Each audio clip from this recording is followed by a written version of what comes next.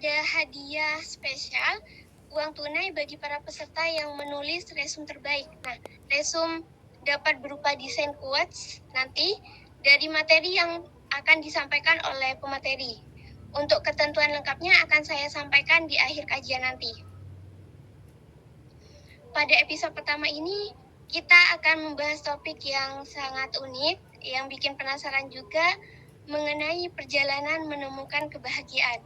Nah, jalan seperti apa untuk menemukan kebahagiaan yang sejati tersebut? Untuk membahasnya lebih lanjut, kita akan bersama dengan pemateri yang sangat luar biasa.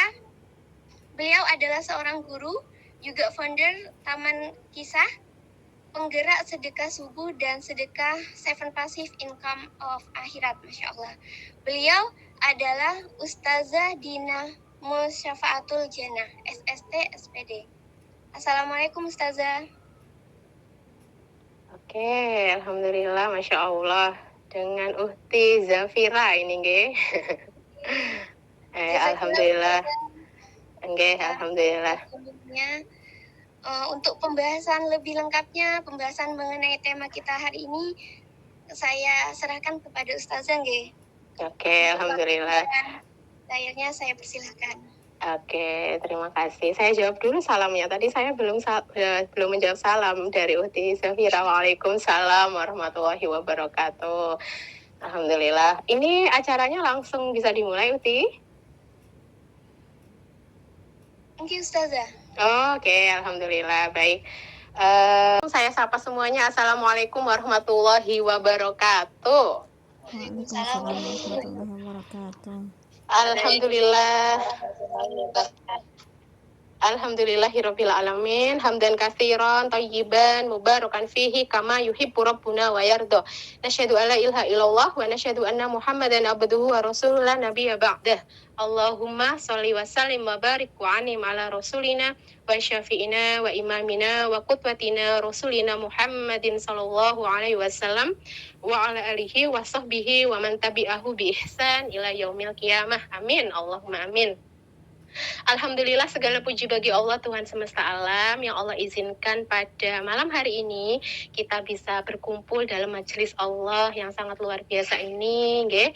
Ya, walaupun ini online ya, tapi mudah-mudahan Allah di sana tetap memberikan kita pahala seperti pahala orang-orang yang berkumpul dalam majelis ilmu, dalam majelis taklim, ya terutama di masjid Allah yang mulia. Amin. Allahumma amin. Allah Subhanahu wa taala adalah satu-satunya Tuhan yang berhak disembah, ya, satu-satunya Tuhan yang tiada Tuhan lagi selain Allah, ya. Kita diberi potensi akal, ya, kita diberikan potensi-potensi dalam hidup kita untuk supaya apa, ya, untuk agar kita bisa mencari tahu benarkah Allah itu satu-satunya Tuhan atau jangan-jangan ada Tuhan lain selain Allah. Nah, silahkan itu kita jawab dengan ilmu yang kita cari, gitu ya. Nah, maka dari itu Allah ingin kita beribadah kepadanya itu semata-mata dengan ilmu, ya. Jadi bukan dengan kebodohan, bukan dengan ikut-ikutan, bukan dengan karena Islam keturunan gitu ya, bukan gitu. Tapi Allah ingin kita mencari, Allah ingin disembah, Allah ingin diibadahi itu semata-mata karena proses pencarian kita, gitu ya, proses mencari Tuhan, ya. Kalau ada lagunya itu para pencari Tuhan gitu ya. Akulah para pencarimu gitu ya, Masya Allah ya.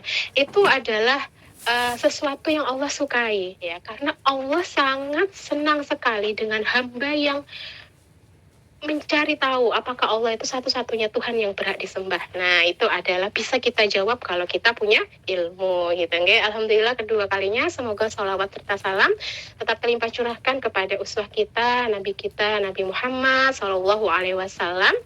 Allahumma sholli wa sallim wa barik alaih.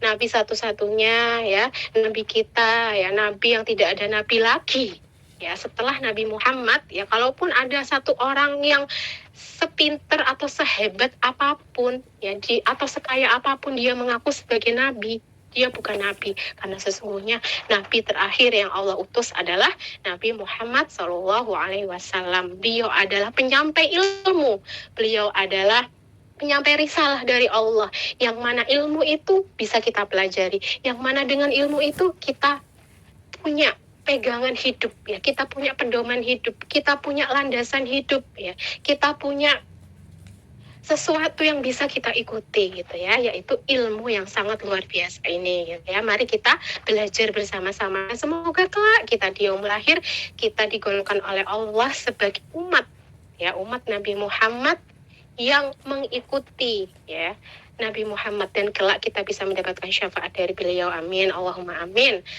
Alhamdulillah ketiga kalinya saya sapa dulu adik-adik di sini. Ada berapa nih? 15 nih ya. Yang lainnya ditunggu ya, yang belum bergabung teman-temannya yang masih belum bergabung bisa di WA dulu ya, di Japri satu-satu. Ayo segera ikut ya, karena sudah dimulai gitu ya. Atau yang belum ikut bisa ikut di sesi berikutnya gitu. Insya Allah ini setiap Jumat selama 4 kali pertemuan seperti itu. Alhamdulillah, jazakumullah khair adik-adikku solihah semua. Insya Allah di sini masih mahasiswa semua ya. Mahasiswi semua ya. Saya paling tua berarti di sini nih. Tapi walaupun paling tua, insya Allah masih muda ya dek. Alhamdulillah, saya sapa adik-adik sekalian.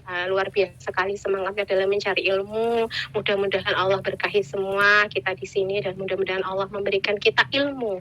Yang mana puncak ilmu itu adalah amal solih, yang mana amal solih itu akan mendatangkan kita kepada ridho Allah Subhanahu wa Ta'ala, dan puncaknya adalah kita bisa diizinkan oleh Allah masuk ke dalam surganya. Amin, Allahumma amin. Rabbi shrah li sadri wa yassir li amri wahlul 'uqdatam min lisani yafqahu qawli. Kita luruskan niat bahwasanya apa yang saya sampaikan dan apa yang kita pelajari pada malam hari ini, kita niatkan semata-mata ingin membebaskan diri kita dari kebodohan, ingin membebaskan diri kita dari ketidaktahuan ya. Karena Allah sangat mencintai seorang hamba, yang mana hamba itu menuntut ilmu semata-mata bukan karena ingin mencari dunia, bukan karena ingin dibilang hebat oleh temannya, bukan karena ingin mendebat seseorang, tapi Allah sangat mencintai orang yang dalam menuntut ilmu dia ingin mencari tahu kebenaran, dia ingin membebaskan dirinya dari kebodohan, dia ingin membebaskan dirinya dari ketidaktahuan gitu. Bisa dibantu? Ada yang sudah bisa melihat apa yang sudah saya share? Oke, Ustazah, sudah terlihat. Alhamdulillah, Masya Allah. Baik, jazakillah khair. Semoga tidak terganggu dengan notifikasi-notifikasi yang keluar ya dari HP saya. Alhamdulillah, bismillahirrahmanirrahim. Kita niatkan tujuan kita pada malam hari ini semata-mata untuk mencari ilmu karena Allah Subhanahu wa Ta'ala. Amin. Bismillahirrahmanirrahim. Tema kita ya, pada malam hari ini ya, judul kita adalah tentang perjalanan menemukan sebuah kebahagiaan. Ya. Sejatinya setiap manusia itu adalah orang yang sedang melakukan sebuah perjalanan, ya, perjalanan hidup yang begitu amat sangat panjang. Mulai dari dia baru lahir, kita mulai dari kandungan dulu, mulai dari dalam kandungan, mulai usia 1 bulan hingga 9 bulan dan dia terlahir, lalu dia bisa terlahir menjadi manusia yang utuh, seorang bayi ya, yang sangat lucu dan mungil gitu ya. Lalu dia bisa menggerakkan kaki dan tangannya. Setelah itu dia bisa tengkurap ya. Tengkurap itu membalikkan badannya ke arah tempat berbaring gitu ya, atau kasur gitu ya. Lalu dia bisa mengangkat lehernya, setelah itu dia bisa duduk, lalu dia bisa berdiri, setelah itu dia bisa melangkah, setelah melangkah dia bisa berjalan, lalu berlari gitu ya. Lalu seterusnya hingga dia bisa menjadi manusia yang kuat ya, manusia yang tidak lemah, manusia yang sangat-sangat memiliki kekuatan gitu ya, kekuatan bisa ngapain aja gitu ya. Nah, itu adalah disebut manusia yang dewasa. Lalu semakin lama dia akan menjadi menua, dan badannya ketika usianya semakin bertambah, dia akan semakin rapuh dan tak berdaya, lalu hanya bisa berbaring ya. Jadi kembali lagi seperti dia dulu waktu pertama lahir. Setelah berbaring ya otomatis dia tidak bisa melakukan apapun dan dia meninggal ya. itu adalah perjalanan hidup seorang manusia yang pada dasarnya normalnya seperti itu, sunatullahnya seperti itu, gitu ya. Jadi semua manusia akan mengalami fase itu ya, selama ajalnya belum datang. Ya. Tapi ketika ajalnya sudah datang ya, maka bisa jadi dia tidak merasakan masa tuanya, bisa jadi dia tidak merasakan masa mudanya, gitu ya, dan lain sebagainya, gitu. Namun dalam perjalanan kehidupan itu, kita pasti ingin sekali menemukan atau mencari apa itu arti kebahagiaan. Apa itu arti bahagia? Karena kita ingin mencari sesuatu itu kan sebenarnya kita itu ingin bahagia gitu ya, ingin supaya kita itu senang, ingin supaya kita itu hatinya puas, ingin agar supaya kita itu bisa menjadi orang yang rileks gitu ya. Nah, apa sih sebenarnya kebahagiaan yang kita cari, dan puncak dari kebahagiaan itu sebenarnya apa sih? Nah, mari kita bahas di pertemuan kita pada malam hari ini. Oke. Perjalanan. Perjalanan panjang yang sudah saya sebutkan mulai dari dalam kandungan hingga hingga badan ini mulai menua dan tak berdaya dan bahkan sudah wafat ya, sudah diambil oleh Allah raga ini, ruh ini gitu. Maka sejatinya perjalanan yang dimaksud ya pada tema kita pada malam hari ini adalah perjalanan ketika kita sedang menuntut ilmu, ya. Perjalanan kita dalam menuntut ilmu. Nah, insya Allah di sini sudah ada yang SMA ya, insya Allah sudah ada yang SMA. Bahkan kebanyakan mahasiswa ya bukan udah, tapi bahkan ada yang sudah lulus, ada yang sudah wisuda atau baru wisuda atau bahkan masih skripsi. Nah, atau mungkin ada yang masih maba gitu ya. Nah, kita pasti pernah mengalami fase di mana fase itu kita mungkin dulu TK. Mungkin ada sih yang nggak TK. Langsung SD itu juga ada. Tapi kebanyakan orang mengalami fase dimulai dari waktu dia duduk berada di taman kanak-kanak. Jadi awalnya dia TK, ya, lalu berada di sekolah dasar, ya. Lalu setelah 6 tahun sekolah dasar dia masuk ke SMP, sekolah menengah pertama. Lalu setelah itu dia masuk ke sekolah menengah atas gitu ya. Dan puncaknya minimal ya bukan minimal sih, puncaknya rata-rata orang itu pingin sekali ya, orang tua itu pingin sekali anaknya itu bisa sarjana gitu ya. Masya Allah, luar biasa sekali semisal dia itu bisa sampai ke level magister gitu, S2. Atau Masya Allah ya, yang jarang dan langka bahkan orang itu bisa sampai menempuh doktor gitu ya, atau sampai level bahkan profesor gitu ya, bisa menemukan sesuatu yang bisa bermanfaat untuk orang lain. Nah, jadi itu adalah perjalanan kita menuntut ilmu. Mulai dari kita tidak tahu lagu, ya kita belajar bernyanyi, kita belajar abjad, ya kita belajar berhitung. Lalu di SD kita sudah mulai mengenal penjumlahan, pengurangan, perkalian, gitu ya. Di SMP sudah. Permisi Ustazah. Iya. Layar PPT-nya menghilang Ustazah. Tidak ada. Oh, menghilang sebentar. Ini ada, Dek? Belum Ustazah. Oh, belum, sebentar. Bentar ya, ini kenapa ya? Bentar. Apakah semuanya seperti itu? Mungkin ada yang bisa bantu? Iya Ustazah. Oh, oke. Oke, sebentar. sabar ya Afan ya. Wah ini salah satu ini kendala teknis ya kalau kita itu online ya, jadinya ada saja. Kalau biasanya saya ngisi itu tidak ada gangguan, tapi kok qadarullah malam hari ini kok gangguan. Semoga Antuna semua di sana dan saya di sini diberikan kesabaran untuk bisa sebentar apa. Semoga Antuna dan saya di sini diberi kesabaran. Kalau ada gangguan teknis, mudah-mudahan bisa terselesaikan dengan baik dan sesuai dengan apa yang kita rencanakan. Baik, apakah sudah? Enggak, sudah Ustazah. Alhamdulillah, mudah-mudahan Allah mudahkan. Oke, baik, syukran ya Dek. Nanti semisal ada mungkin suara saya hilang atau mungkin ada PPT-nya yang tidak terlihat seperti tadi, bisa diinstruksikan ya. Supaya saya tahu ya, jangan sampai saya nanti ngomong sendiri atau jangan-jangan saya merasa PPT-nya sudah terlihat ternyata tidak gitu ya. Alhamdulillah.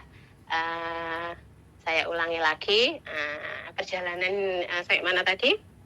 Sampai ke S3 ya. Perjalanan hidup kita itu sangat panjang ya dalam menuntut ilmu ya Dek ya, mulai dari kita di taman kanak-kanak ya sampai sekolah dasar dan sampai bahkan sebentar lagi yang Antuna rasakan lulus menjadi seorang sarjana sesuai dengan jurusannya masing-masing gitu ya. Dan itu adalah suatu perjalanan yang amat sangat panjang, bertahun-tahun, perlu pengorbanan dan perlu biaya yang tidak murah ya, perlu biaya yang bahkan orang tua mungkin sampai hutang gitu ya untuk melunasi LKS atau melunasi seragam gitu ya, atau untuk pendaftaran sekolah atau kuliah atau daftar ulang itu juga perlu hutang mungkin ya. Dan itu perlu sesuatu yang luar biasa sekali ya. Apapun itu, waktu, tenaga, usaha, keuangan ya, menguras pikiran kita karena kita juga harus belajar apa itu matematika, apa itu fisika, apa itu kimia ya kalau jurusan IPA. Jadi kita itu harus punya effort yang besar gitu ya dalam perjalanan menuntut ilmu ya, karena kenapa sih orang tua kita itu kok nyuruh kita harus sekolah gitu ya, jangan sampai nggak sekolah. Bahkan pemerintah mewajibkan kita untuk sekolah 9 tahun ya, 9 tahun itu berarti sampai SMP gitu ya, SMP kelas 3 itu wajib ya. Setelah itu SMA nggak SMA terserah ya, yang penting wajib sampai SMP. Bahkan Imam Syafi'i itu menjelaskan bahwasanya man aradad dunya fa alaihi bil ilmi wa man aradal akhirah fa alaihi bil ilmi wa man aradahuma fa alaihi bil ilmi gitu ya. Man aradad dunya fa alaihi bil ilmi, barang siapa yang menginginkan aradad dunya, menginginkan dunia ya, maka hendaklah dia harus menguasai ilmu. Ya, jadi kalau kita ingin sukses, ya bahasa kita tuh kalau kita ingin sukses dunia ya harus pakai ilmu gitu ya. Kalau kita ingin sukses dunia ya harus pakai ilmu. Dan waman aradal akhirah, kalau kita ingin sukses akhirat ya fa'alaihi bil ilmi, ya harus dengan ilmu juga. Ya. Barang siapa yang ingin sukses dua-duanya ya harus dengan ilmu. Ya, siapa yang misal ingin bisa membangun gedung pencakar langit ya harus dengan ilmu bagaimana supaya bangunan ini kokoh, bangunan ini tidak mudah tertiup angin, tidak mudah jatuh, pondasinya kuat. Nah itu harus dengan ilmu deh ya. Kalau nggak dengan ilmu ya baru beberapa jam sudah roboh gitu ya. Kalau bangunannya itu komponennya salah ya tidak akan jadi bangunan ya, bahkan hanya menjadi sampah yang hanya menghabiskan uang saja gitu.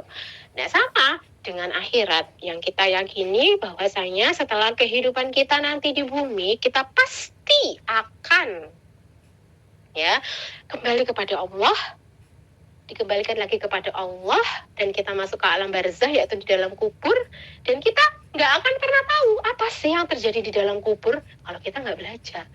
Apa sih yang terjadi setelah di dalam kubur kalau kita nggak belajar. Maka dari itu, bagaimana supaya kita tahu itu semua? Ya, salah satu caranya adalah dengan ilmu.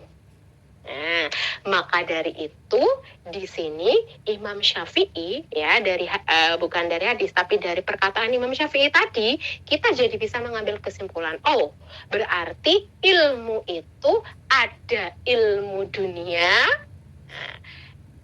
dan ilmu akhirat. Nah, itu ya. Jadi ilmu itu ada dua versi. Ilmu dunia dan ilmu akhirat. Nah, ilmu akhirat itu bisa kita sebut ilmu agama, bisa kita sebut ilmu syar'i. Gitu ya. Nah, tapi kita di sini bahasnya ilmu akhirat ya, karena biar seimbang. Kalau dunia berarti akhirat gitu. Nah, jadi dari perkataan imam besar kita, Imam Syafi'i, berarti kita bisa memetakan bahwasannya ilmu dunia itu sendiri, ilmu akhirat itu sendiri. Ya, oke. Nah, sekarang kita coba ya mendefinisikan apa sih ilmu itu. Nah, mendefinisikan apa sih ilmu itu? Ternyata menurut ya Imam Rajab Al-Hambali ya, imam besar juga yang Masya Allah ya, Imam Rajab Al-Hambali ini mendefinisikan ilmu itu adalah maqalallah wa qala Rasul. Ya. Jadi ilmu yang disebut nanti di hadis-hadis ya, hadis-hadis keutamaan menuntut ilmu, hadis-hadis tentang ancaman orang yang menuntut ilmu dan lain sebagainya, itu mengacu atau merucut kepada satu perkataan Imam Rajab Al-Hambali, yaitu ma huwa ilmu huwa maqalallah wa qala Rasul. Apa itu artinya? Ilmu itu adalah hanya ya. Jadi ilmu itu yang disebut ilmu adalah apa saja perkataan Allah, apa-apa saja yang dikatakan Allah dan yang dikatakan oleh Rasulullah. Ya. Jadi nanti ke belakangnya kita akan membahas keutamaan ilmu. Ya, jadi yang dimaksud ilmu di sini adalah maqalallah wa qala Rasul. Apa-apa saja yang dikatakan oleh Allah dan yang dikatakan oleh Rasul. Jadi hanya dua itu saja. Selain itu berarti bukan ilmu. Gitu ya. Nah, selain itu berarti bukan masuk nanti dalam keutamaan orang yang menuntut ilmu. Gitu ya. Kenapa sih? Ya. Kita itu harus menuntut ilmu kalau Allah wa qala Rasul itu, atau kita sebut simpelnya bahasanya ilmu akhirat itu. Kenapa sih kita harus belajar ilmu akhirat? Ya. Karena ilmu akhirat itu satu-satunya yang bisa menaikkan level keimanan kita. Ya. Jadi iman itu nggak mungkin bisa naik tanpa ilmu, Dek. Ilmu akhirat, ilmu agama, ilmu syar'i itu adalah satu-satunya anak tangga demi tangga yang bisa menaikkan iman kita. Kalau iman kita naik, maka amal solih kita akan naik. Kalau amal solih kita banyak, ya, yang pasti amal solih itu harus disertai dengan niat karena Allah, ya, hanya mencari ridho Allah. Ya, maka amal soleh itu akan membukakan rahmat Allah dan mengizinkan kita masuk ke dalam surga. Ya, jadi kuncinya itu ada di ilmu. Ya, karena ilmu bisa menaikkan iman bisa menambah amal soleh. Ya, tidak mungkin orang melakukan amal soleh kalau tidak dengan iman. Ada ustazah orang munafik, ya oke lah orang munafik. Ya, tapi kan dia sebenarnya cuman dohirnya aja dia melakukan amal soleh, sebenarnya hatinya enggak. Kalau nggak ada manusia dia nggak mungkin melakukan amal soleh itu, yang melakukan kebaikan atau ibadah itu, gitu ya. Jadi amal soleh tidak akan dilakukan oleh seseorang tanpa adanya iman tidak akan bertambah tanpa adanya ilmu. Jadi kuncinya sekali lagi ada di ilmu apa? Ilmu akhirat. Ya, ilmu akhirat itu maqalallah wa qala Rasul. ya. Selanjutnya, maka dari itu di sini kita jangan sampai salah kaprah. Kita anggap seolah-olah apa yang sudah kita lakukan itu sebenarnya sudah masuk dalam kategori keutamaan orang yang menuntut ilmu. Gitu ya. Belum. Kok bisa? Karena pembagian ilmu sendiri itu ada dua. Pembagian ilmu sendiri itu ada dua. Ya. Yang pertama adalah fardu kifayah. Pembagian ilmu itu ada dua. Yang pertama fardu kifayah, yang kedua fardu ain. Nah, fardu kifayah. Apa sih fardu kifayah itu? Nah, fardu kifayah itu fardu itu apa? Fardu itu wajib, ya. Wajib itu definisinya sesuatu yang kalau tidak dikerjakan maka akan berdosa, dan kalau dikerjakan dia akan mendapatkan pahala. Itu fardu. Ya, kok ada tambahan kifayah? Apa itu kifayah? Kifayah itu ketika telah ada satu orang yang melakukan amalan itu, maka gugur kewajiban bagi orang lain untuk melakukannya. Ya, contoh yang sering kita dengar, misalkan ada orang yang sedang meninggal, ya sering sekali kita dengar ada orang meninggal, jenazahnya tidak ada yang mau mengurus, maka seluruh manusia yang hidup di muka bumi itu mendapatkan dosa. Tahu nggak tahu, maka dia mendapatkan dosa. Kenapa? Karena jenazah itu tidak ada yang mengurus. Tapi ketika mungkin 1-2 orang yang mengurus jenazah tersebut hingga ya dimandikan, ya dikafani, ya disolati, lalu dikuburkan, ya dikuburkan sesuai dengan syariat Allah, ya maka gugurlah dosa, gugurlah kewajiban semua manusia yang ada di muka bumi itu, ya pada waktu kejadian itu. Gitu. Jadi itu enaknya fardu kifayah. Kalau ada yang sudah melakukan kewajiban, maka gugur kewajiban itu untuk kita. Ya. Maka ilmu fardu kifayah itu apa sih, Ustazah? Gitu ya. Fardu kifayah itu contohnya ilmu duniawi. Tadi kan kalau katanya Imam Syafi'i kan ilmu itu dibagi dua, ya kan? Ada ilmu akhirat, ada ilmu dunia. Nah, maka ilmu-ilmu yang berhubungan dengan duniawi itu hukumnya adalah fardu kifayah. Ya, ketika kita menuntutnya dan sudah ada ketika kita tidak menuntutnya, maka ketika kita telah tidak menuntutnya dan ada orang yang telah menuntut ilmu tersebut, maka gugur kewajibannya. Contoh, kita tidak wajib belajar semua ilmu kedokteran, ilmu pertanian, ilmu kesehatan, ilmu obat-obatan, misalkan ilmu cara merawat orang, ilmu cara membuat bangunan, atau ilmu cara membuat pesawat misalkan, atau membuat kapal, perahu, dan lain sebagainya. Nah, itu ketika ada yang mempelajari itu semua, maka itu gugur kewajibannya untuk kita. Nah, jadi kita nggak wajib tahu semua banyak hal serumit itu, ya kita nggak harus tahu. Dan kita juga nggak dosa semisal kita itu tidak melakukan itu, tidak belajar itu, tidak menuntut ilmu itu. Kita tidak dianggap berdosa oleh Allah.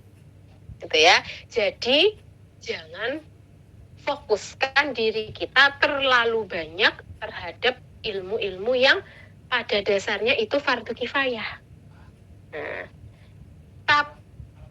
tapi ilmu-ilmu yang fardu ain itu harusnya kita fokuskan, gitu ya. Kok bisa? Nah, karena fardu sebentar.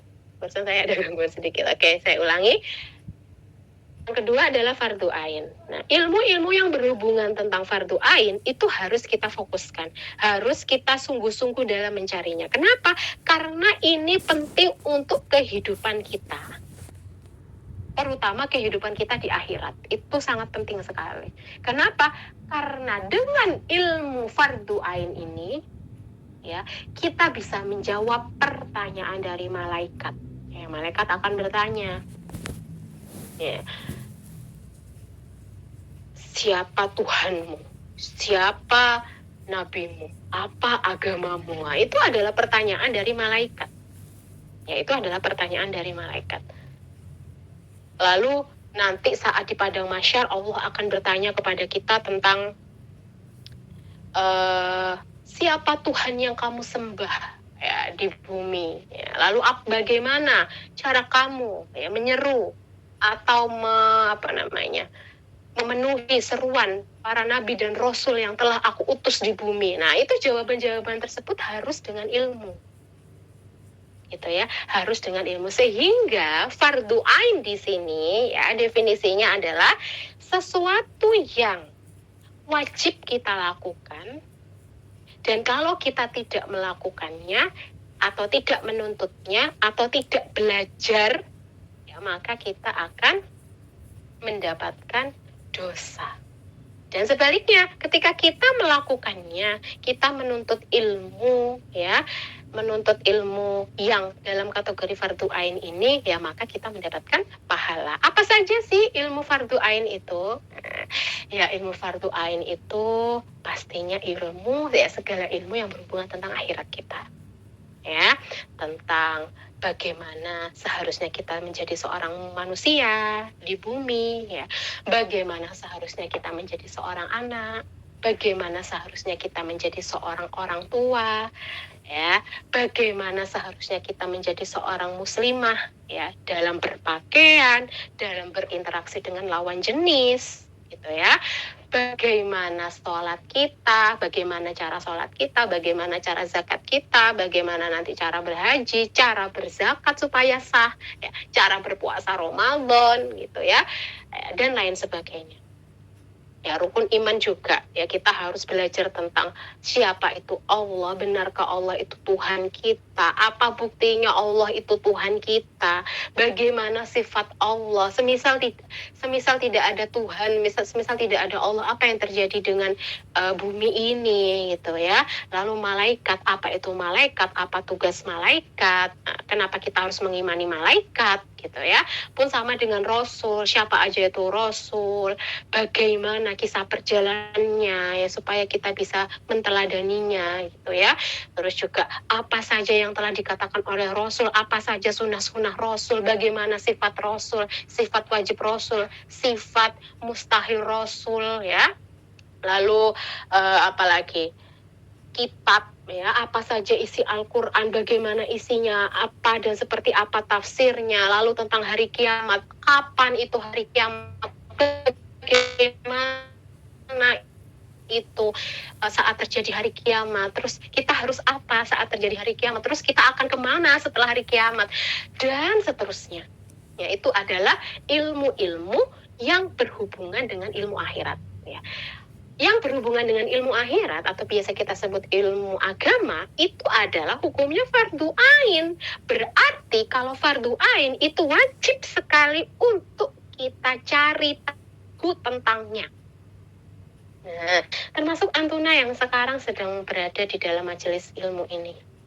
Ya, Antuna sedang mencari tahu, apa sih ini?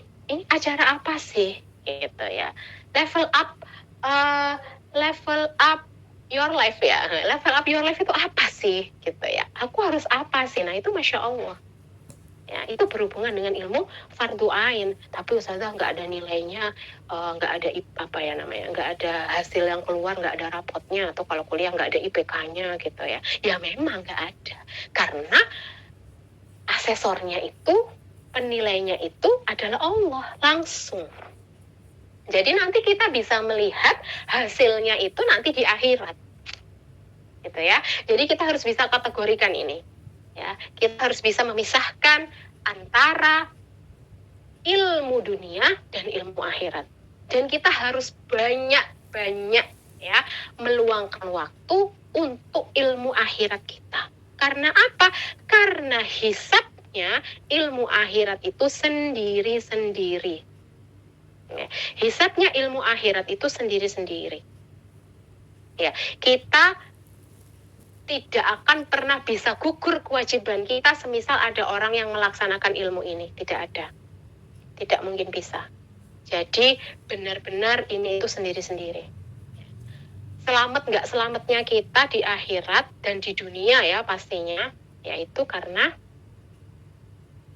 sebanyak apa ya dan seberkah apa ilmu akhirat yang kita miliki. Nah, pertanyaannya di sini, kenapa sih ya? Kenapa sih kita itu dituntut untuk terus belajar, untuk terus mencari ilmu? Ya, aku tuh pengennya ya santai-santai lah, hidupku itu nggak usah cari ilmu, ya sekali-kali lah apa ya namanya, sekali-kali rebahan gitu ya. Masa semua yang aku follow di Instagram tuh kayaknya ilmu semua, bosen gitu. Ya boleh, beristirahat tuh boleh, tapi ingat harus tetap fokus karena banyak sekali yang belum kita ketahui. Oke, kenapa sih kita harus terus menuntut ilmu? Nah, ada hadis dari Anas bin Malik ya, Masya Allah, ini hadis yang sangat luar biasa sekali. Makanya Rasulullah Shallallahu Alaihi Wasallam bersabda, talabul ilmi faridah, ya, faridatun ala kulli muslimin. Ya, talabul ilmi faridatun ala kulli muslimin. Ya, menuntut ilmu itu wajib atas untuk bagi setiap muslim. Hadis riwayat itu aja. Ya. Nah, ilmu tadi apa? Nah, kembali lagi. Jadi bukan ilmu dunia, tapi ilmu yang dimaksud ilmu di sini adalah maqalallah wa qala Rasul. Ya. Jadi intinya menuntut ilmu akhirat karena itu hukumnya fardu ain, ya maka itu wajib. Ya, fardu ain tadi wajib bagi kita yang mengaku sebagai seorang muslim. Itu konsekuensi kita. Itu konsekuensi kita karena kita bersyahadat. Ya, jadi setiap apapun keputusan kita pasti ada konsekuensinya. Dan konsekuensi menjadi seorang muslim, yang menjadi seorang muslimah adalah harus menuntut ilmu agama. Karena itu adalah perintah dari Rasulullah Sallallahu Alaihi Wasallam. Ya. Kenapa sih Rasul itu kok nyuruh kita untuk menuntut ilmu? Kenapa sih kok sampai sebegitunya? Kenapa sih kok sampai Rasul itu menyuruh kita untuk terus belajar gitu ya? Kenapa sih gitu ya? Pernah nggak sih Antuna itu merasakan kejadian saat mati lampu? Saat gelap sekali, nggak ada cahaya ya, saat benar-benar nggak ada ya mendung ya, anggaplah mendung, terus juga rembulan atau mungkin bulannya waktu itu masih bulan sabit ya, bukan bulan purnama, sehingga langit begitu gelap, ditambah tidak disupport oleh lampu karena listriknya padam. Nah, lalu Antuna benar-benar tidak mengerti ya, Antuna benar-benar merasakan ya, coba dibayangkan apa yang saya ucapkan.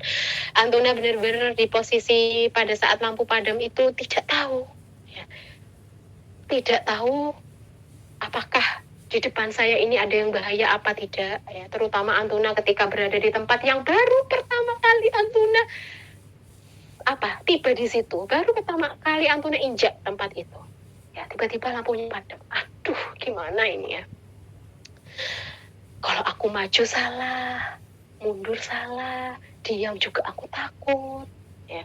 Kalaupun aku teriak, tidak ada yang bisa menolongku gitu ya, misalkan sangat-sangat gelap sekali kan. Jadi benar-benar tidak ada cahaya ya. Mau melangkah takut ada batu sehingga aku kesandung, atau ada ceklongan ya, sehingga aku bisa jatuh gitu ya. Mau duduk juga tidak ada kursi sepertinya gitu ya. Ditambah takut-takut karena ada mistis-mistis ya, atau hantu-hantu yang sering kita ditakut-takuti oleh film-film horor yang pada dasarnya tidak selebay itu sebenarnya ya, cuman itu dilebih-lebihkan gitu, sehingga kita sangat menjadi orang yang penakut ya, terutama terhadap kegelapan ya. Sangat-sangat gelap sekali ya. Tapi kita sangat bersyukur ketika ada orang yang mungkin HP-nya masih nyala sehingga dia bisa menyalakan lampu senternya gitu ya, atau dia punya lilin sehingga dia bisa menyalakan dengan koreknya ya, mungkin seorang ikhwan yang menyalakan atau bapak-bapak menyalakan koreknya. Dengan lilin itu kita bisa melihat gitu ya. Kita bersyukur besar sekali, berjam-jam berada di tempat itu dengan adanya lilin. Jadi kita bisa melihat walaupun redup-redup gitu ya Dek ya, walaupun dengan mata yang berkunang-kunang gitu ya, kita bisa melihat setidaknya di depan kita tuh tidak ada benda yang membahayakan kita. Atau kita sambil berjalan menuju kamar mandi misalkan ada hajat, ya kita bawa lilin gitu ya. Pelan-pelan berjalannya kita terlihat dan kita merasa pede. Apa pede? Percaya diri. Mau berjalan itu kita pede. Ya, karena apa? Karena kita yakin di depan kita nggak ada apa-apa. Gitu ya. Tidak ada meja mungkin, tidak ada batu mungkin, gitu ya. Tidak ada, ya intinya tidak ada sesuatu yang membahayakan kita. Jadi kita pede dengan cahaya sekecil lilin itu atau cahaya sekecil senter yang ada di HP itu, kita pede berjalan. Ya, di antara gelapnya malam, di antara gelapnya padamnya lampu, kita dengan percaya dirinya berjalan dengan cahaya yang sangat kecil itu. Ya. Nah, itu analogi ilmu itu diibaratkan sebagai cahaya. Ya, kok bisa? Ya, iya, karena gini ya Dek, namanya kita hidup itu pasti ada aja ujian hidupnya. Setiap orang itu diuji oleh Allah, ya baik itu ujian kesenangan atau ujian sedih. Karena kita berada di posisi di titik di mana kita menganggap itu benar-benar bahasa mana kita adalah ujian kesedihan gitu ya. Berarti ya hati kita gelap, pikiran kita gelap, perasaan kita gelap, semuanya gelap. Ya, kita nggak tahu ini harus apa, ya Allah, aku angkat tangan gitu ya. Mungkin Antuna pernah berada di posisi itu. Ya, orang-orang yang tidak punya cahaya Dek, orang-orang yang tidak punya Allah dalam hidupnya, orang-orang yang tidak punya ilmu dalam hidupnya. Ya, tadi kan saya ibaratkan ilmu itu adalah seperti cahaya. Orang yang ketika dia diuji oleh Allah, diberi musibah oleh Allah dengan musibah yang sangat berat sekali, ya, ketika dia tidak punya ilmu, maka yang dia lakukan itu adalah apa? Bunuh diri. Ya kok bisa? Karena dia merasa tidak ada jalan keluar dan dia merasa tidak ada orang yang bisa menolongnya. Beda dengan kita. Ya, kita punya Allah, kita punya ilmu yang kita cari selama ini, ya. Kita punya janji-janji Allah, ya, ketika kita dapat musibah kita ingat janji Allah, firman Allah yang terbayang dalam pikiran kita, bahwasanya orang yang diuji adalah orang yang dicintai oleh Allah, bahwasanya orang yang diuji adalah orang yang pasti, setiap manusia pasti akan diuji oleh Allah. Ujian itu adalah bentuk kasih sayang Allah, gitu ya, bukan bentuk kemurkaan Allah. Tidak ada satupun manusia yang tidak diuji di muka bumi ini. Setiap orang pasti diuji, jadi tidak perlu sawang sinawang. Ya, kita juga diingatkan oleh saudara-saudara kita mungkin yang di Palestina, ya, bahwasanya mereka itu hidupnya lebih menderita dari kita. Kita mah bukan apa-apa. Kita nggak ada apa-apanya dengan ujian kita di negara kita yang sangat damai ini. Itu ya, kita juga diingatkan dengan ilmu kita itu ya, dengan pengetahuan kita itu, kita diingatkan bahwasanya ujian para nabi itu jauh lebih berat daripada ujian kita. Ya, sehingga apa dampak dari cahaya itu, dampak dari ilmu itu ketika kita berada dalam kegelapan, saat hati kita gelap, pikiran kita gelap, ya, perasaan kita gelap, ya kita merasa terang. Walaupun kita itu gelap pada dasarnya, ujian kita berat ya, lalu semua menjadi gelap, kita merasa terang, kita merasa kuat, kita merasa ada sesuatu zat yang menguatkan kita. Kenapa? Karena kita punya ilmu, Dek. Karena ilmu itu seperti cahaya dalam kegelapan. Semakin banyak ilmunya, Dek, semakin besar cahayanya. Ya. Jadi ibarat sudah tidak mati lampu, tidak padam lampunya, jadi terang benerang. Karena dia ingat firman Allah ayat ini di surat ini, dia ingat hadis Rasulullah, dia ingat perjalanan para sahabat, ya, dia ingat perjuangan para nabi, ujian-ujiannya, semua itu yang menguatkan dia. Contoh orang yang ada di Palestina. Kenapa bunuh diri terbesar itu justru berada di negara yang menjadi sorotan dunia saat ini. Contoh Jepang, yang teknologinya katanya sangat luar biasa. Contoh Korea Selatan, yang industri perfilmannya, industri musiknya yang sangat-sangat digandrungi oleh anak muda zaman sekarang. Tapi apa? Ketika dia sudah di puncak popularitas, dia bunuh diri. Karena kita menganggap hidupnya terang benderang. Karena kita menganggap hidupnya sempurna. Tapi saat hatinya gelap, hatinya, pikirannya, perasaannya gelap, dia tidak punya cahaya, dia tidak punya kekuatan. Akhirnya dia memutuskan untuk bunuh diri. Tapi lihat saudara kita di Palestina, yang kita anggap kehidupannya gelap, suram, masa depannya nggak ngerti wis ini nanti gimana, sudah bangun rumah dihancurkan, anak meninggal, ayah meninggal, nggak punya siapa-siapa, hidup di tenda, udah gitu udah di tenda, makanan susah, udahlah makanan susah, tiba-tiba datang rudal dari atas, meninggallah, terbakarlah, yang namanya tenda-tenda itulah, kurang apa penderitaannya. Tapi karena dia punya cahaya, dia punya ilmu, dia pegang itu janji Allah. Karena mereka semua adalah orang-orang yang sangat luar biasa kedekatannya dengan Al-Quran.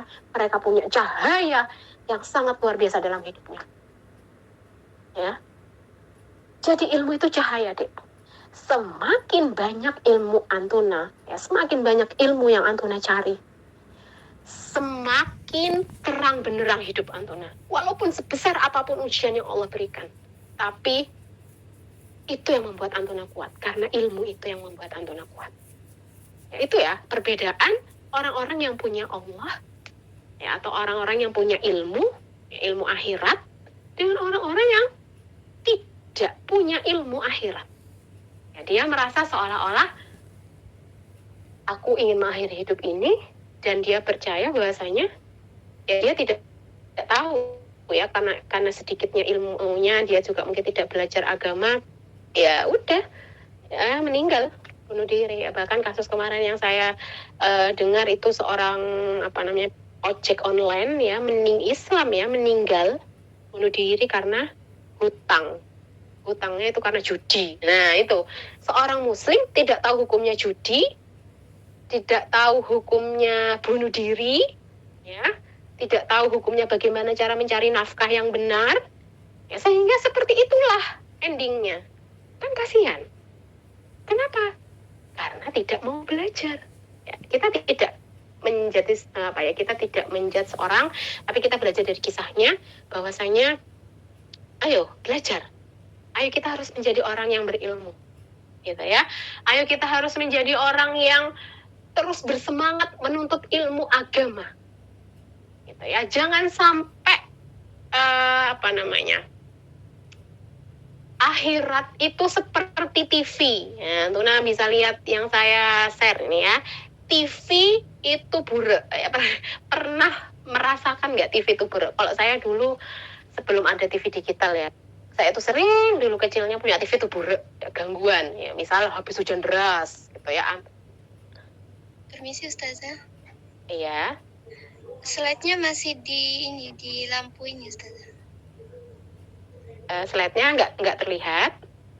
Oh, masih di lampu. Sudah? Sudah Ustazah. Oke, alhamdulillah, baik. Jazakallah khair, Dek.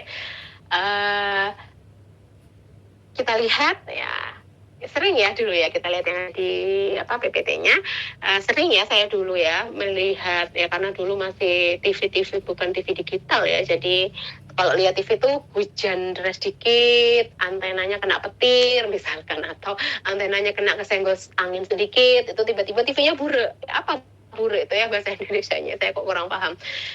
Intinya ada garis-garis abu gitu ya, tidak terlihat jelas ya, tidak terlihat jelas gitu. Atau terlihat jelas tapi atau terlihat tapi tidak begitu jelas. Jadi ada suaranya lancar, tapi kok warnanya nggak jelas gitu ya. Tapi kok kok orangnya buruk-buruk, apa sih istilahnya, kayak merah nggak merah, kuning nggak kuning. Jadi semua orang itu pakai baju apapun itu dan berada di posisi atau tempat manapun itu warnanya sama, abu-abu gitu loh. Warnanya sama, abu-abu semua gitu. Jadi itu setengah-setengah buruk. Nah, beda lagi dengan TV yang Masya Allah, yang luar biasa. Ketika kita melihat itu kan semangat ya. Kalau misalkan terlihat hijaunya sangat menenangkan mata gitu ya. Kalau kita melihat lautnya sangat indah, awannya sangat indah sekali, merah merona di sore hari gitu ya, Masya Allah. Ini kita kan semangat gitu ya kalau kita melihat gambar yang nomor 3 gitu ya, sudah saya share ini. Tapi kalau lihat yang nomor 1 rasanya kayak apaan sih ini, matiin aja deh gitu, kayak berputus asa. Kalau yang nomor 2 kita agak semangat tapi kok kayaknya agak nggak begitu semangat ngeliat TV gitu ya. Tapi ya gimana lagi, filmnya bagus gitu ya, sinetronnya bagus, jadi terpaksa melihat walaupun dengan posisi yang mungkin warnanya ya sama, abu-abu gitu ya. Apa sih maksud dari analogi dari TV yang saya tampilkan ini gitu ya. Nah, posisi Antuna posisi kita ketika kita itu tidak banyak ilmu pengetahuan tentang akhirat ya, maka gambaran surga, gambaran neraka itu buruk ya. Kita pakai bahasa buruk ya, buruk, abu-abu semua, nggak tergambar, nggak terbayang, nggak paham dan nggak ngerti ya. Nggak ada bayangan sama sekali tentang surga, nggak ada bayangan sama sekali tentang neraka ya. Kalau seorang muslim ya, seorang muslimah yang belajar ilmu agamanya setengah-setengah dek ya, dia ya berada di posisi yang nomor 2. Akhirat itu ya udahlah, katanya di surga itu serba hijau gitu ya, katanya di neraka itu tempatnya api-api gitu ya, tempat untuk membakar. Ya hanya sekedar seadanya, ilmu kita tentang surga, ilmu kita tentang neraka itu hanya seadanya ya. Beda dengan para sahabat ya, Masya Allah, ketika Rasulullah menjelaskan, menggambarkan, menerangkan tentang neraka, bahkan ada yang sampai pingsan berkali-kali ya. Kenapa? Karena gambaran surga ya, gambaran neraka ya. Kenapa para sahabat itu sampai semangat itu beramal solih ya, karena gambaran surga ya itu seperti 5 dimensi ya, 5D gitu ya, 5 dimensi, begitu jelas nyata di depan para sahabat ya. Begitupun dengan neraka. Kenapa beliau begitu takut ya, begitu mudah menangis ya, karena di mata beliau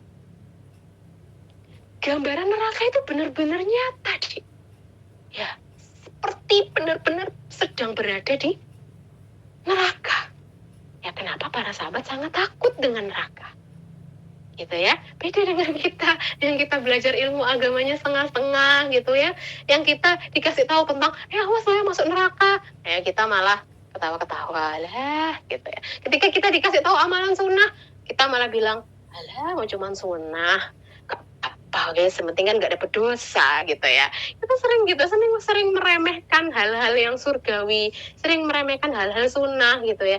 Kenapa? Karena kita itu buruk gitu ya Dik ya.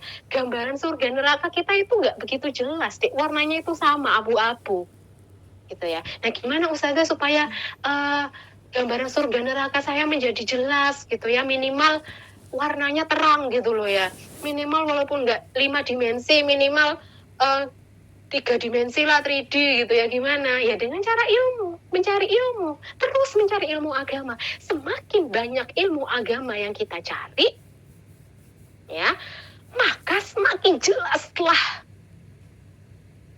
ya, semakin jelaslah ilmu semakin banyak ilmu akhirat yang kita cari, maka semakin jelaslah gambaran akhirat, gambaran saat kita dikubur, gambaran saat kita berada di alam barzah, saat kita di padang mahsyar, di surga dan di neraka dan lain sebagainya, itu jelas sekali deh ya. Sehingga ketika kita mau pacaran misalkan, kita ingat akhirat, enggak, neraka jelas di mataku gitu ya. Kalau kita tiba-tiba ditembak sama cowok, enggak gitu ya, atau ada cowok yang gangguin kita, hai selamat malam gitu, lagi ngapain, enggak, langsung blokir gitu ya. Kenapa? Karena neraka itu jelas. Tapi kalau orang males belajar ilmu agama, nggak ngerti apa itu hukum pacaran, nggak ngerti gimana hukum apa namanya cara berinteraksi dengan lawan jenis, ya udah pacaran yuk gitu ya, jalan-jalan bareng gitu ya. Karena akhiratnya buruk, ya nggak kelihatan, nggak ada. Bahkan yang lagi viral sekarang ini tapi agama lain ya, agama Nasrani ya, yang lagi viral sekarang itu mungkin Antuna tahu beritanya ya, ada di mana ya, sebentar, di Amerika, saya lupa tempatnya di mana. Ya intinya di Amerika sana ada seorang yang memposting bahwasanya gereja menjual tanah surga gitu ya, harganya kalau dirupiahkan itu 1,6 juta per meter gitu ya. Jadi ini adalah sebenarnya sindiran bagi sindiran bagi pendeta, yang pendeta itu katanya suka istilahnya kalau bahasa kasar kita tuh suka membodoh-bodohi para jemaatnya tentang surga gitu ya, suka membodoh-bodohi bahwasanya nanti kamu akan dibalas surga gitu, sehingga ada orang yang ngece gitu ya, mengucilkan pendeta mereka di gereja itu, bahwasanya udahlah nggak usah percaya akhirat gitu ya, udahlah nggak usah mau dibohong-bohongi, bodoh-bodohi masalah surga ya. Kenapa? Ya, karena orang yang membuat postingan itu ya, Dek, ya, yang ngece itu, yang menjatuhkan itu, ya walaupun ini agama lain ya, itu mereka itu menganggap ya surga neraka itu ya buruk, nggak kelihatan gitu ya. Ya walaupun ini bukan dari golongan kita ya, tapi setidaknya kita belajar. Ya, belajar bahwasanya itu loh contoh orang yang menganggap akhirat, surga, neraka itu adalah sesuatu yang tipu-tipu, sesuatu yang hanya membodoh-bodohi manusia. Bahkan ada yang mengatakan bahasanya agama itu candu gitu ya. Nah itu orang-orang yang menganggap ya udah akhirat itu buruk, nggak kelihatan ya, karena sedikitnya ilmu akhirat yang mereka miliki gitu ya. Nah jadi harapannya di sini adalah mari kita tajamkan ilmu akhirat kita. Mari kita menjadikan diri kita fokus untuk terus belajar akhirat. Supaya apa? Supaya akhirat kita itu terlihat jelas, Dek. Ya. Sehingga ketika ada ayat tentang siksa neraka, kita menjadi takut, menjadi nangis, menjadi tidak melakukan kemaksiatan. Dan ketika ada kabar gembira tentang surga, kita menjadi bersemangat. Gitu ya. Nah, seperti itu. Nah, selanjutnya kita sudah menempuh ilmu ya, mencari ilmu selama bertahun-tahun ya, mulai dari kita TK 2 tahun, SD normal ya, SD 6 tahun, SMP 3 tahun ya, SMA berapa? 3 tahun juga ya, bahkan kita sarjana atau bahkan magister ya, atau bahkan doktor gitu ya. Itu butuh waktu sekitar, kalau cuman sarjana S1 itu 18 tahunan ya, 18 tahunan gitu ya. Pertanyaannya, apa kabar ilmu akhirat kita? Butuh berapa tahun kita harus menempuh ilmu akhirat? Yang pada dasarnya ilmu yang kita cari sekarang itu hanya sekedar mungkin ingin supaya kita itu kerjanya enak, hidupnya enak, mapan, bisa beli rumah, bisa beli mobil, gajinya ada per bulan gitu ya. Anggaplah gajinya minimal UMR lah, atau minimal gaji PNS 3,5 juta gitu ya per bulan, yang dengan masa tua itu terjamin gitu ya. Nah, jadi untuk gaji 3,5 juta saja ya, atau mentok gaji para CEO berapa ya, 20-an juta lebih ya, bahkan gaji DPR itu sampai ratusan juta gitu ya, ditempuh dalam waktu 20-an tahun untuk hidup yang mungkin kita hidup 70 tahun saja di bumi. Ya, kita perlu proses panjang dalam mencari ilmu ya, 20-an tahun yang endingnya pada dasarnya hanya untuk mendapatkan gaji, hanya untuk dibilang mapan, hanya untuk bisa memiliki kemewahan, hanya sekedar untuk ya intinya hidup kita nyaman di bumi. Padahal hidup kita, ya kita tahu ya, 70 tahun lah rata-rata hidup kita. Itu pun 70 tahun sudah benar-benar tidak berdaya. Ya kebanyakan gitu. Udah sering masuk rumah sakit gitu ya. Apa kabar ilmu akhirat kita? Ya. Yang kita jarang sekali datang ke majelis ilmu. Mentok seminggu sekali, itu pun paling rajin, Dek. Ya, itu pun paling rajin. Iya. Mengingatkan waktu penyampaian materi sudah. Oh, Masya Allah. Jam berapa ini, Dek? Oh, udah jam 6.07, Masya Allah. Masih panjang ini pada. Baik, ya sebentar ya. 5 menit lagi nggak apa-apa nggak, Uti? Enggak, tidak apa-apa Ustazah. Oke, Alhamdulillah. Oke, Afan, terima kasih sudah sudah diingatkan. Apa kabar dengan ilmu akhirat kita? Ya, harusnya ilmu akhirat kita itu jauh lebih kita seriusi. Ya, harus jauh lebih kita bersemangat. Kenapa? Karena kita itu hidup selamanya, Dek. Selamanya, forever. Ya, kalau bahasa Jawanya tuh selawase, gitu ya. Selawase kita itu di akhirat. Masa iya kita itu nggak ngerti apa-apa tentang akhirat kita? Ya, bahkan ada ancaman hadis, ya. Afan kok Anda, ya, Afan. Bahkan ada hadis ya, ada ancaman buat kita ya, dari Rasulullah SAW pastinya. Sesungguhnya Allah Ta'ala itu membenci orang yang pandai dalam urusan dunia, tapi kita tuh bodoh dalam urusan akhirat. Waduh, ini celaka ini deh, celaka. Ayo, kita harus segera bergegas berubah, ya, level up. Ya, kita harus meningkatkan hidup kita. Ya, level up your life. Ya, kita harus tingkatkan hidup kita. Hidup apa? Menuju akhirat. Kita harus tingkatkan. Kenapa? Karena untuk mencari Allah, untuk mencari ilmu yang hidup kita hanya sebentar saja, itu sangat lama di dunia. Ya, apalagi akhirat, harusnya kita malu, Dek. Harusnya kita harus lebih banyak meluangkan waktu untuk ilmu akhirat kita, karena ini hukumnya fardu ain. Ya, setiap orang akan dihisap akan ini.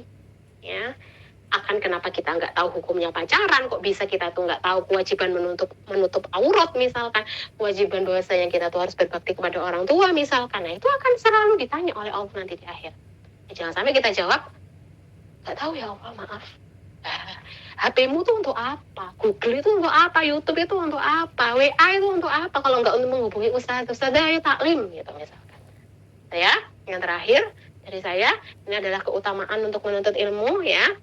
Bahwasanya malaikat itu menaungi kita. Ya, Antuna insya Allah di sana sedang direbutkan oleh para malaikat. Malaikatnya menutupi kita dengan sayap-sayap malaikat hingga sampai ke ujung langit. Karena saking senangnya malaikat itu dengan aktivitas yang kita lakukan. Masya Allah.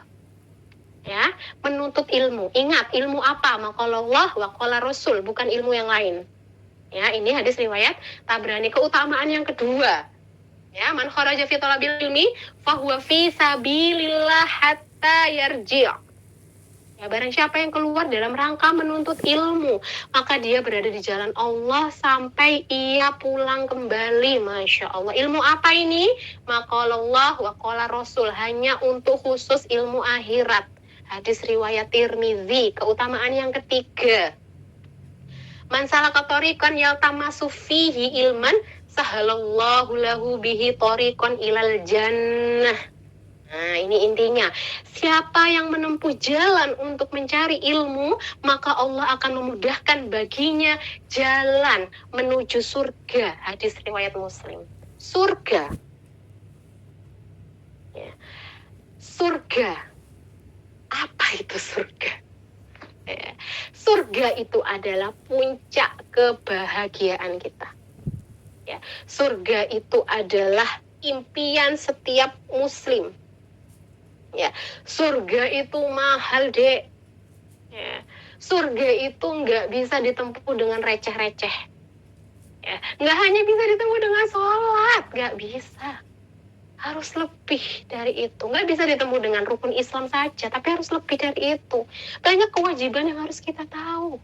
Kewajiban terhadap orang tua, kewajiban menjadi seorang kakak, kewajiban menjadi seorang adik, kewajiban menjadi seorang guru, menjadi seorang murid, ya, kewajiban apapun itu, ya, kewajiban menjadi seorang ibu, nanti Antuna akan menjadi seorang ibu, ya. Jadi semua itu kita harus tahu, karena itu adalah jalan menuju surga. Ketika kita sudah belajar itu dengan sungguh-sungguh, maka Allah akan memudahkan kita jalan menuju surga. Kok bisa? Karena surga itu mahal, bukan receh-receh, ya, bukan hal yang ya udahlah surga gitu ya. Ya ini ya, sekali lagi kita harus menjadikan surga itu 5 dimensi di dalam pikiran kita.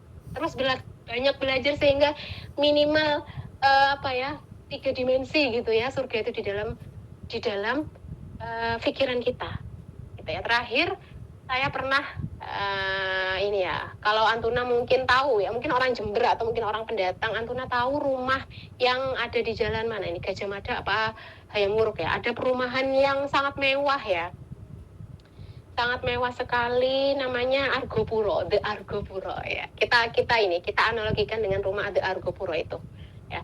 Ketika saya pertama kali memasuki The Argopuro itu ya bersama teman saya, kita sepeda, ini cerita sedikit ya, kita jalan sepeda sendiri-sendiri ya, kita masuk ya, nggak sembarang masuk ya, harus serahkan KTP dulu. Oh ini siapa, ini mau kemana, identitasnya jelas, lalu taruh KTP, lalu kita bisa masuk. Kalau nggak taruh KTP kita nggak bisa masuk, itu bagi orang asing. Tapi kalau biasa masuk situ ya tidak dimintai KTP. Nah, jadi beda dari perumahan pada umumnya, beda dari tempat tinggal pada umumnya. Ketika kita masuk di sana, teman saya berada di depan karena saya mengikuti teman saya, dia merasa ya Allah Mbak gitu ya, dengan lebaynya dia bilang ya Allah, oh my God gitu ya, kok bagusnya gitu, sampai saya itu iya bagus sih, tapi nggak usah selebay itulah omongannya, karena kan kalau terdengar kan malu ya.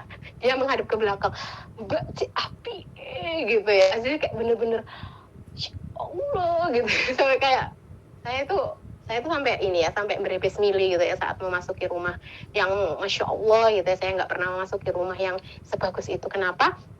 Karena yang saya bayangkan itu, oke lah saya kagum, oke lah saya merasa takjub dengan kebersihan, dengan kerapian, dengan kemewahan, dengan keindahan, Masya Allah tertata dengan sangat rapi. Mobil di sana itu nggak ada mobil sekelas-kelas di bawah 500 juta itu nggak ada deh. Yang parkir itu mobil-mobil di atas 500 juta semua, Masya Allah gitu ya. Saya ngelihatnya, dalam hati saya, ya Allah gitu ya. Saya nangis. Apa yang membuat saya nangis? Yang membuat saya nangis adalah, ya Allah, kalau rumah The Argopuro itu sebagus ini, ya, seindah ini, bagaimana dengan surga yang Engkau janjikan, ya Allah? Ya. Kalau tetangganya ya pasti orang-orang yang di Argopuro itu bukan orang-orang sembarang, Dek. Itu pasti masuk kategori orang-orang terkaya di Jember minimal. Ya, orang-orang terkaya, orang-orang penting itu rumahnya di sana. Karena harganya tuh MM-an. Ya, ketika saya tanya kepada developernya, berapa harga di Argopuro, Pak? Ya, saya mengaku developernya. Ini sekian. Mata saya, aduh, gitu ya. Ber-MM. Padahal rumahnya kecil, tapi ber-MM. Ya. Jadi Masya Allah tetangganya orang-orang penting, Dek. Orang-orang berduit ya, yang kita anggap sukses dunia itu adalah berduit gitu ya, kaya, punya harta yang luar biasa, itu sukses dunia, Dek ya. Bayangkan surga, Antuna seperumahan gitu ya, sebertetangga ya, Antuna seperumahan atau bertetangga dengan Nabi Ibrahim, dengan Rasulullah, dengan Bunda Khadijah ya, dengan para nabi dan rasul, dengan sahabat Khalid bin Walid yang Masya Allah perjuangannya di medan perang ya, dengan Umar bin Abdul Aziz, Masya Allah khalifah yang sangat tawadu itu ya, dengan Salahuddin Al-Ayyubi, seorang pembebas Masjidil Aqsa ya, dengan Umar bin Khattab, dengan Utsman, itu kan sesuatu yang ya Allah gitu ya. Aku akan naik level ketika aku bertetangga dengan orang-orang hebat seperti mereka. Ya, karena mereka adalah sosok orang yang sukses akhirat. Ya, kalau kita lihat sosok orang yang sukses dunia kan, ya tadi ya kaya, berduit, mobilnya tuh minimal 600 juta gitu ya. Rata-rata mobilnya tuh Alphard ya, saya sebut merek ya.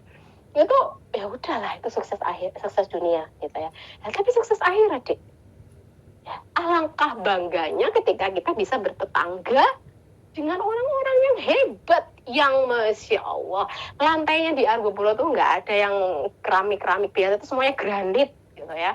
Nah, kalau di surga, Dek, Masya Allah, ketika Antuna menganggap surga itu benar-benar gambarannya 5 dimensi gitu ya, lantainya itu sudah bayangkan mutiara ya, emas berlapis emas, mutiara gitu ya. Ya, perhiasan yang Masya Allah sangat indah sekali, dan Antuna selamanya di sana. Itu kan sangat luar biasa sekali. Adalah suatu penghormatan dari Allah atas jeripaya Antuna selama di dunia, telah belajar ilmu akhirat gitu ya. Dan Masya Allah, Allah hadiahkan surga. Ya, itu adalah cita-cita terbesar kita. Jadi ketika Allah menjanjikan kepada kita, barang siapa yang menempuh jalan mencari ilmu, Allah akan mudahkan baginya menuju surga. Itu nggak kecek-kecek. Surga itu Masya Allah. Ya, coba dibalik. Siapa yang siapa yang bisa mencari uang yang banyak, cuan yang banyak, maka kita bisa membeli rumah di Argopuro. Itu kan wah ya. Karena kita lihat sekarang itu adalah sesuatu yang nyata dalam hidup kita. Ya, tapi karena gambaran surga kita itu buruk gitu ya, nggak begitu jelas. Ya, jadi ketika Allah menggambarkan kita akan diberi atau dimudahkan oleh Allah jalan menuju surga, kita biasa aja. Jangan. Ya, kita harus, Masya Allah, excited. Gitu ya. Bahkan saya pernah ditanya oleh murid saya, Mbak Syafa mau tinggal di rumah, ya, karena saya dipanggil Syafa, Mbak Syafa mau tinggal di rumah seperti ini terus tas selamanya, gitu ya. Udah deh, nggak apa-apa. Saya jawab, udah deh, nggak apa-apa. Bukan di sini Mbak Safa ini rumahnya. Mbak Safa ini sedang membangun rumah di surga. Mbak Safa itu benar-benar memfokuskan diri, meluangkan mengalokasikan keuangan semaksimal mungkin untuk akhirat, untuk surga, untuk bangun rumah yang sebenarnya selamanya aku akan di sana. Gitu ya. Jadi yuk kita berfokus, kita harus fokus menjadikan ilmu ini ya, kita harus terus bersemangat ya. Muslimah itu harus level up your life, harus tingkatkan kehidupan kalian demi kehidupan yang sangat panjang, yaitu kehidupan kita di akhirat. Ya. Semakin banyak antuna menuntut ilmu agama, ilmu akhirat, ya, maka semakin jelaslah gambaran akhirat di dalam pikiran kita. Ya, semakin jelas pikiran kita atau gambaran kita tentang akhirat, maka semakin kuatlah kita menjadi seorang muslimah. Apapun ujian yang Allah berikan, apapun gelombang, badai yang sedang kita timpa, mungkin dimusuhi teman, ya, mungkin dijauhi teman, ya, tapi ketika antuna yakin bahwasanya ini adalah kebenaran, maka itulah yang seharusnya kita lakukan, gitu ya. Masya Allah, itu saja dari saya. Mudah-mudahan ini bisa memotivasi kita untuk terus semangat gitu ya. Kita hubungi ustazah kita, ustazah ayo taklim, ustazah kapan ngaji gitu ya. Kapan ustazah hari apa, gantinya hari apa. Ustazahnya dikejar terus gitu ya. Karena ya ustazahnya itu ya juga sibuk, ya juga ada keluarga, ya juga ada aktivitas lain, ya juga harus amanah-amanah dengan murid-murid yang lain. Tapi ketika antuna terus mau belajar, Masya Allah, itu adalah usaha yang antuna lakukan untuk ya membebaskan diri kita, membebaskan diri antuna dari yang namanya kebodohan gitu ya. Karena Masya Allah itu adalah keutamaan yang telah Allah janjikan kepada kita. Kita akan dimudahkan oleh Allah menuju surganya. Itu saja. Wah, lebih dari 5 menit ini sepertinya Ukti ya. Tidak apa-apa, Ustazah. Sudah cukup ya, Ustazah? Oke, Alhamdulillah. Insya Allah itu saja dari saya. Mudah-mudahan bisa Allah mudahkan untuk dipahami, nggih. Oke. Jazakillah khairan katsiran, Ustazah, atas penyampaian yang sangat luar biasa ini. Untuk sesi selanjutnya yaitu sesi tanya jawab dan diskusi. Mungkin dari para ukti ada yang ingin ditanyakan atau didiskusikan atau berbagi pengalaman, bisa langsung disampaikan secara langsung atau melalui WA, baik pada admin ataupun di grup. Izin Ustazah, ini sudah ada tadi pertanyaan yang masuk. Izin membacakan. Ya, monggo. Bagaimana tips agar tetap konsisten, tetap semangat dalam menuntut ilmu? Karena saya pribadi kadang semangat di awal dan kadang malesnya datang gitu. Oke, Masya Allah. Saya jawab ya, Uti? Bisa langsung saya jawab? Oke, Alhamdulillah. Baik, saya akan sedikit memberikan tips ya. Tips untuk bagaimana supaya kita itu, tadi saya tangkap istiqomah ya Uti. Gitu kok lama-lama, sudah tahu nih ternyata gini-gini aja. Nah, akhirnya semangatnya loyo gitu ya. Ini juga sering ya saya saya hadapi ya, mungkin juga banyak setiap kita juga menghadapi masalah ini gitu ya, karena iman itu ya naik turun, semangat itu naik turun ya Dek ya. Kadang kita tuh semangat sekali ya menuntut ilmu sampai kayak tidur tuh saya udah kenapa sih kok malam, aku kan maunya itu siang terus karena aku mau terus belajar gitu ya, saking semangatnya. Tapi kalau udah semangat itu loh turun gitu ya, jadi kayak ya udahlah, pengennya rebahan, pengennya apa, nggak pengen diganggu gitu ya. Saya ingat tips dari ustazah saya tentang doa yang bisa dibaca ya, doa yang bisa Antuna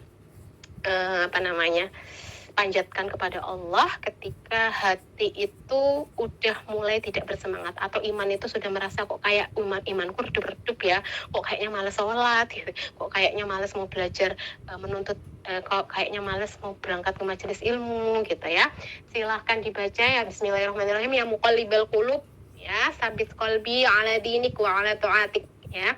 Wahai Allah yang maha membolak-balikan hati manusia, ya muqallibal qulub sabit qalbi, ya Allah teguhkanlah hatiku, ala dinik, di atas agamamu, wa ala ta'atik, dan di atas ketaatan kepadamu. Wah, itu berkali-kali saya sambil rebahan mungkin ya Allah kok badan ini malas bergerak gitu ya, muqallibal qulub sabit qalbi ala dinik wa ala ta'atik, ya muqallibal qulub terus seperti itu ya. Itu yang pertama, doa, karena doa itu senjata utama kita ya. Yang kedua, zikrullahnya harus diperbanyak ya Allah, ya Allah, ya Allah, ya Allah ya, dengan cara istighfar mungkin ya, karena dengan istighfar itu Allah akan memudahkan segala hajat dan keinginan kita ya. Zikir yang kedua.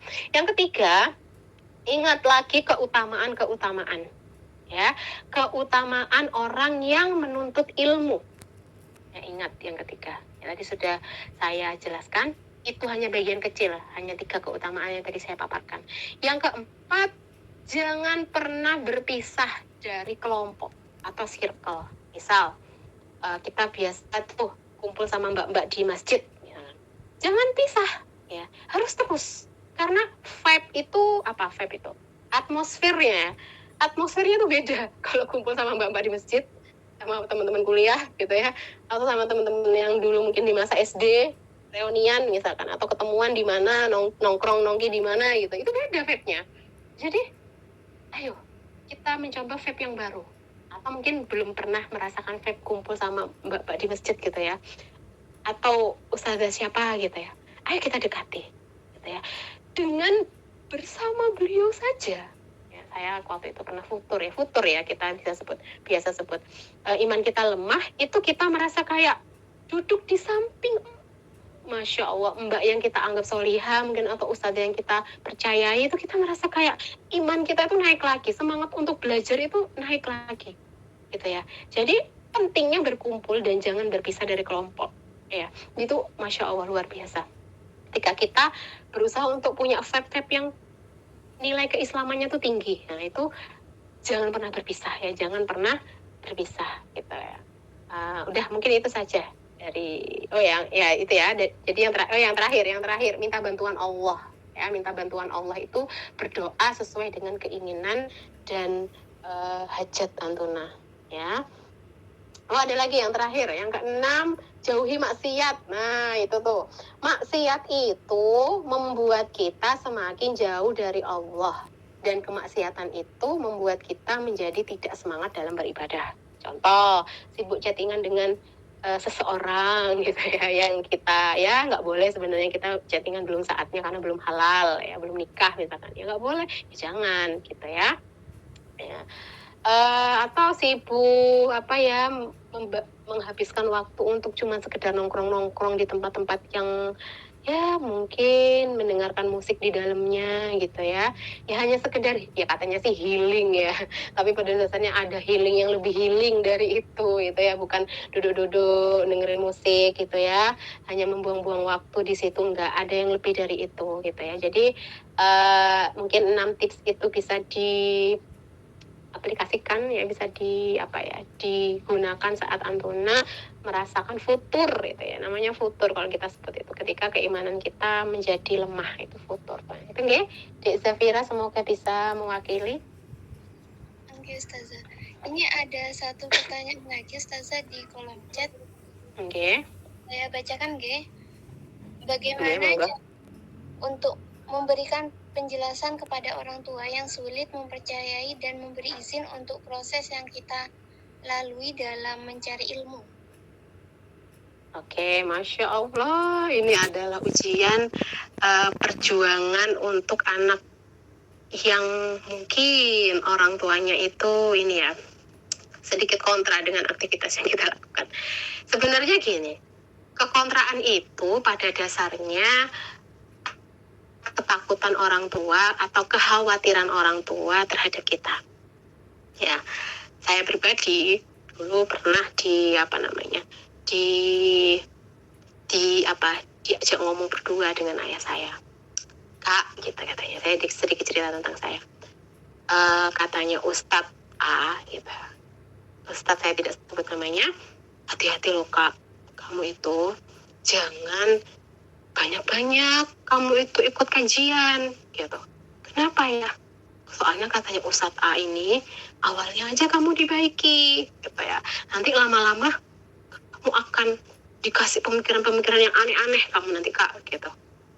Ayah nggak mau kamu kayak gitu.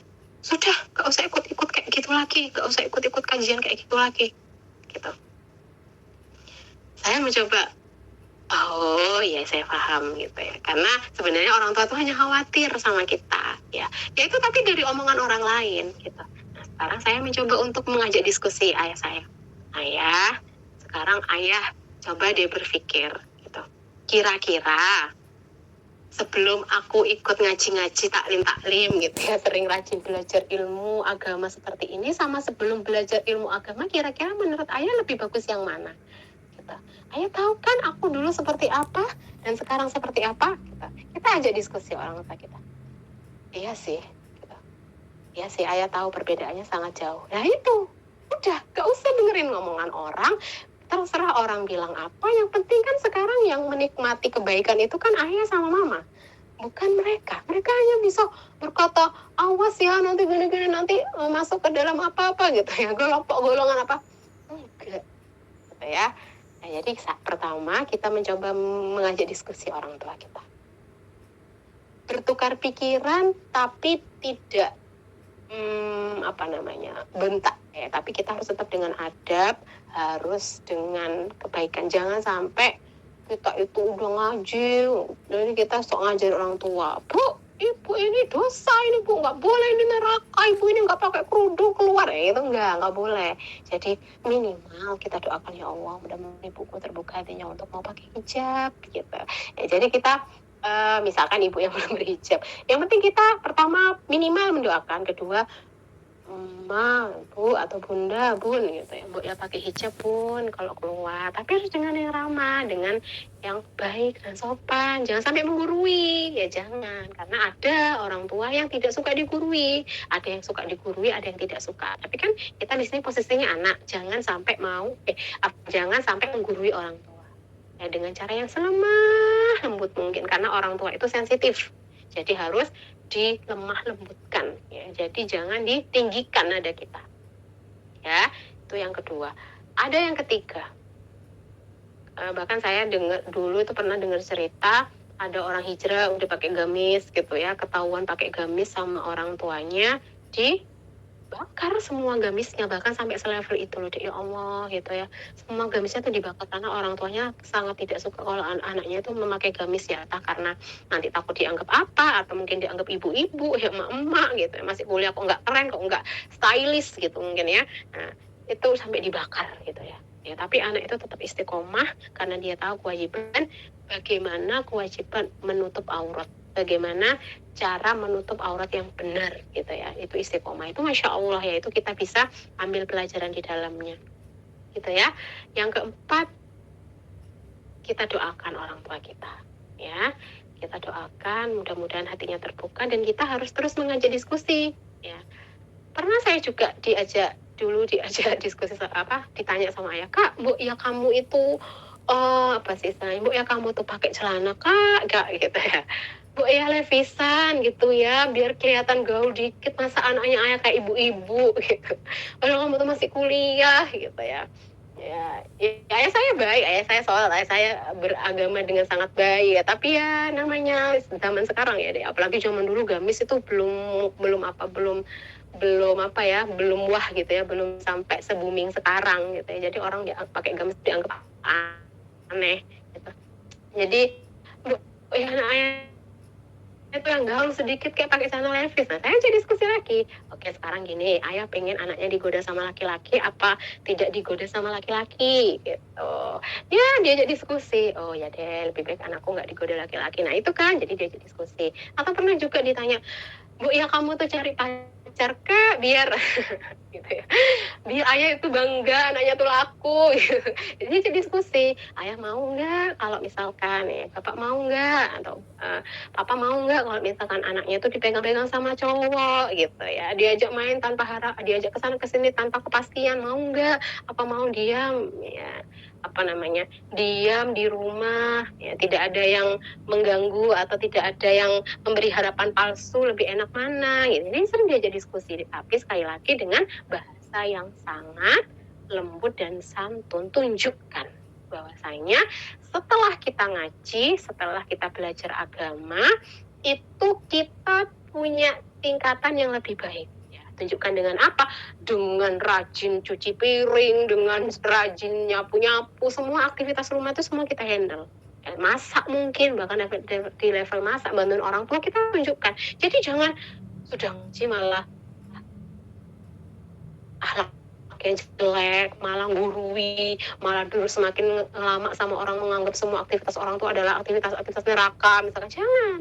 Ya, jadi harus tunjukkan. Ya, kalau misalkan saya nggak berani, misalnya diskusi karena orang tua saya keras kepala, ya udah, ya, cukup antuna, satu doakan, dua tunjukkan dengan akhlak yang baik. Ya, akhlak yang sebelum antuna itu ngaji, sebelum antuna itu belajar ilmu agama lebih dalam gitu ya, terutama urusan rumah seperti itu jadi contoh dari saya ya.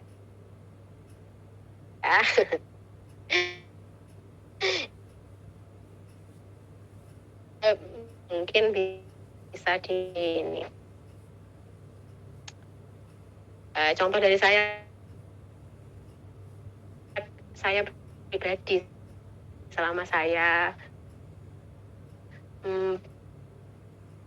memutuskan untuk aku mau pakai gamis gitu karena ini kewajiban. Zafira, dari pertanyaan dari siapa tadi, semoga bisa mewakili. Oke, dari Utirin Apriliani. Oh, Masya Allah, Uti. Sajalah atas tidak ada pertanyaan yang masuk lagi, Ustazah. Atau dari para peserta nanti tiba-tiba muncul pertanyaan atau hal yang ingin didiskusikan dengan Ustazah, bisa langsung menghubungi admin yang ada di grup. Apakah boleh nggak Ustazah nanti adminnya meneruskan ke Ustazah? Oh, Masya Allah, amin. Ya, semoga ada dan nanti pasti langsung dijawab, insya Allah. Ditunggu pertanyaannya. Kalau misalkan malu ya Uti ya, mungkin ya malu pertanyaannya dibacakan ya, bisa via Japri WA. Jazakillah Ustazah. Mungkin karena juga waktu sudah lewat, di sini saya akan sedikit menyimpulkan dari yang dari awal tadi sudah disampaikan Ustazah. Sejatinya manusia itu melakukan sebuah perjalanan yang panjang. Nah, perjalanan tersebut adalah perjalanan dalam menuntut ilmu. Jadi, untuk menemukan kebahagiaan dan kebenaran yang sejati, jangan sampai kita salah memprioritaskan dalam melaksanakan perjalanan dan menuntut ilmu tersebut. Semakin banyak ilmu yang kita miliki, maka akan semakin terang kehidupan dan kebahagiaan yang akan kita ketahui. Mari tajamkan ilmu akhirat kita untuk mencapai puncak dari kebahagiaan itu, yaitu syurga. Masya Allah, amin. Baik. Nah, mengenai hadiah spesial uang tunai yang sudah saya sampaikan di awal tadi, tentang menulis resume terbaik, terdapat beberapa syarat dan ketentuan dari resume tersebut. Akan saya bacakan, ya. Yang pertama, resumen dapat berupa desain quotes atau apapun, diupload di IG dan men-tag akun Besti, yaitu @besti_nm, pengumpulan H+3 dari hari kajian, yaitu terakhir pada hari Senin nanti. Sebelum saya akhiri kajian ini, mungkin ada sepatah dua patah atau pesan yang ingin disampaikan Ustazah kepada para uti-uti villa. Monggo dipersilakan, Ustazah. Oke, sedikit dari saya. Dari tema kajian kita ya, level up your life ya Uti ya. Oke, Ustazah. Oke, alhamdulillah kita diizinkan oleh Allah untuk menaikkan level kita ya, untuk menaikkan kualitas kita ya. Mari kita sama-sama menaikkan kualitas keimanan kita, karena ini adalah kesempatan yang sangat mahal dari Allah ya. Mumpung masih muda dek ya, nggak ada tanggungan gitu ya. Nggak ada amanah lain selain diri sendiri gitu ya, cuman ngurus diri sendiri nih loh. Ayo mari kita perbanyak menuntut ilmu, karena perjalanan Antuna masih panjang ya. Bagaimana nanti Antuna jadi seorang ibu ya, dan drama-drama setelah itu gitu ya. Jadi bersyukur gitu ya, ketika kita dulu alhamdulillah ya, aku dulu pernah belajar gitu ya, sehingga aku sekarang menjadi orang yang lebih baik dari sebelumnya seperti itu ya. Ingat perjalanan kita ini masih panjang ya, kita masih akan ya mengalami fase demi fase kehidupan setelah kehidupan ini ya, atau kehidupan kita di dunia ini. Maka terus semangat belajar ilmu agama. Kita punya Allah, sesungguhnya Allah bersama kita gitu ya dek. Oke, Ustazah. Baik, untuk terakhir kalinya saya ucapkan jazakillah khairan katsiran kepada Ustazah dan juga para peserta, dan semoga istiqomah terus hingga akhir. Juga di pertemuan-pertemuan yang akan datang di episode kedua dan seterusnya. Nah, di episode kedua nanti kita akan membahas tema yang tidak kalah menarik dari tema kita hari ini, yaitu memantaskan diri agar dicintai. Kita akan bersama dengan Ustazah Husnia. Baik, untuk menutup kegiatan ini, mari kita mengucapkan hamdalah dan doa kafaratul majelis secara bersama. Amin. Amin. Subhanakallahumma bihamdika asyhadu an la ilaha illa anta astaghfiruka wa atubu ilaik. Baik, saya tutup. Wassalamualaikum warahmatullahi wabarakatuh. Waalaikumsalam warahmatullahi wabarakatuh. Masya Allah.